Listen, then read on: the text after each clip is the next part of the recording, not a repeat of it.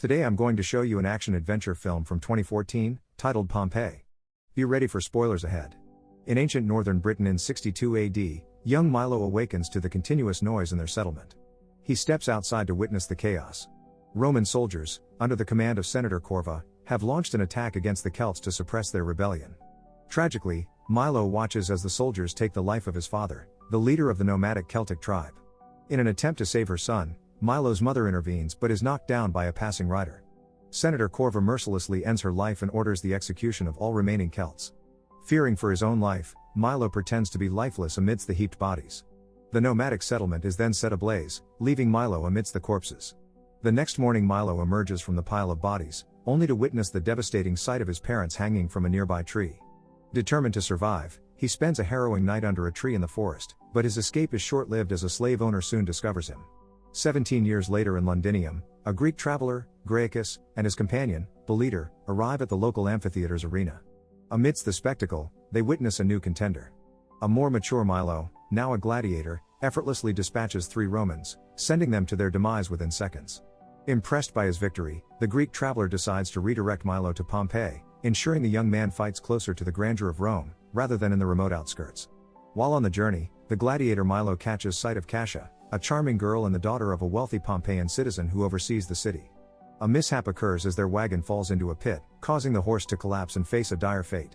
Cassia, realizing the animal's impending suffering, implores Milo to help. Making a tough decision, Milo chooses to end the horse's suffering by twisting its neck, evoking sympathy from Cassia. Upon reaching her hometown, Cassia, accompanied by her close friend Ariadne, strolls leisurely back home to her parents. However, when she encounters her father and mother, she avoids discussing the reasons for her forced departure from Rome, where she had been residing for a year. Later in the evening, she visits her cherished horse and instructs Felix to prepare it for the upcoming journey. Meanwhile, Milo finds himself confined in the basement of the local amphitheater where the gladiators are housed. Atticus, a friend of the gladiator, takes notice of the Celt and proposes a bet on whether Milo can endure the night. Confident that the newcomer won't last, Atticus wagers 2 glasses of wine. Soon, a group of gladiators provokes Milo into a fight, citing his past action of taking the life of one of their brothers. The brawl ensues, and Milo dispatches one gladiator to the afterlife while severely injuring the other. The Greek instructs Boleter to take better care of his charges, and Milo is sent to Atticus's holding area just as Vesuvius begins to show signs of activity, causing tremors. Felix notices the nearby lake churning due to the volcanic activity. In a panic, the frightened horse throws him off and bolts away, leaving Felix stranded and unable to escape, ultimately falling to the ground. Come morning, Atticus attempts to pry Milo's name from him, but the distrustful Celt ignores his inquiries. Later, in the arena, Atticus, the reigning gladiatorial champion, engages in conversation with Boleter. He reminds Boleter that after another victory, he is due the promised freedom. Although the overseer agrees, there's one more fight awaited by the gladiator before he attains his freedom. The only challenger daring enough to take on the champion in the training grounds is Milo. From the outset, Atticus asserts his dominance, but the Celt refuses to concede. However, their duel is abruptly interrupted when another gladiator, seeking to end Milo's life, attacks him from behind with a knife. Atticus, observing the treacherous act, steps in to save Milo from certain demise. Later, the local arena's champion admits that his previous intervention was to ensure that every gladiator faces death directly in combat, rather than through a dishonorable ambush. He declares his intent to take Milo's life himself in their upcoming duel the next day. The Celt expresses gratitude to Atticus for saving him but asserts confidently that he will emerge victorious in the forthcoming bout. Meanwhile, Senator Corva arrives in Pompei accompanied by his assistant Proculus. However, the reception for the politician is cold, with people not only refraining from welcoming him but also openly turning away, much to Corva's displeasure. Cassia's parents, Severus and Aurelia, extend greetings to the guest and invite him to a grand dinner. Later, Cassia's mother attempts to converse with her daughter to discover the reason for her return, but Cassia remains tight-lipped. Upon noticing the return of her horse without Felix, Cassia senses that something has gone amiss.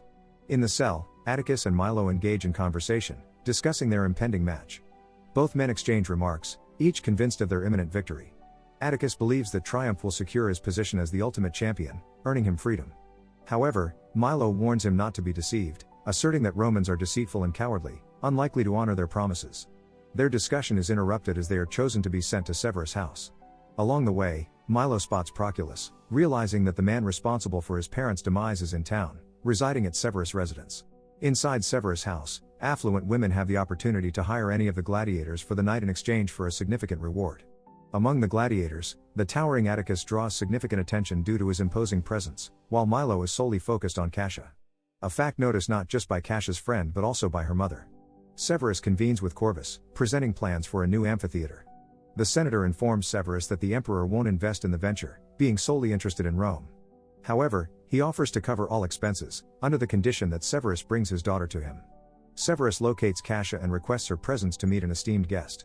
When Cassia lays eyes on the senator, it becomes evident they knew each other previously, and it was due to his harassment that Cassia was compelled to leave Rome and return home. Amidst the gathering, Vesuvius shows signs of renewed activity, resulting in a minor earthquake that causes panic not only among the people but also the horses. When Cassia learns her horse is out of control, she turns to Milo for help. Despite Belator's objection, the gladiator enters the stable unaccompanied. Milo swiftly calms the horse, and Cassia, arriving moments later, witnesses that everything is under control. She seizes the opportunity to suggest that Milo escape, and he extends the offer to her. Agreeing, the pair flees the villa, but they soon find themselves pursued, prompting Milo to consider surrendering. Corva, seeking to punish the fugitive, intended to end Milo's life. However, Cassia intervened, pleading for mercy and offering to be more friendly and considerate toward the senator. Agreeing to Cassia's terms, Corva decrees 15 lashes for Milo. Despite Cassia's plea to her father to halt the brutality, Severus finds himself unable to dispute the senator's decision. Upon returning to the holding area, Milo confides in Atticus, revealing that he saw the man responsible for his family's tragedy. In turn, the champion shares about his own kin, whom he hasn't seen for 2 decades. Drawing closer, the men understand each other's pain, solidifying their bond with a handshake. Milo learns Atticus's name, marking the beginning of their friendship, unshaken even by the looming confrontation in the forthcoming duel. Unfamiliar to the gladiators, Corva alters the schedule, decreeing Milo's demise in the initial duel. The amphitheater fills with spectators gathering for yet another gladiatorial combat. The Greek instructs Belator to send Milo into the first duel, but the assistant reminds him of Atticus's prowess, slated to triumph over any opponent and secure his freedom. Reluctant to follow through, the Greek changes his mind, ordering the champion to face Milo instead. As the Greek notices cracks forming on the amphitheater's ceiling due to the tremors, he alerts Severus, suggesting rescheduling the duel. However, Severus, determined to avoid postponement, refuses.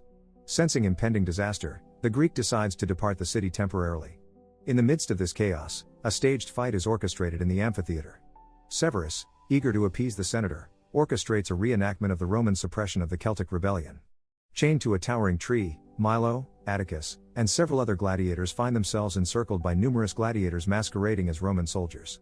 In a lopsided skirmish, Milo and Atticus dispatch their adversaries one by one, with Atticus hacking down the tree while Milo continues eliminating foes from atop his horse.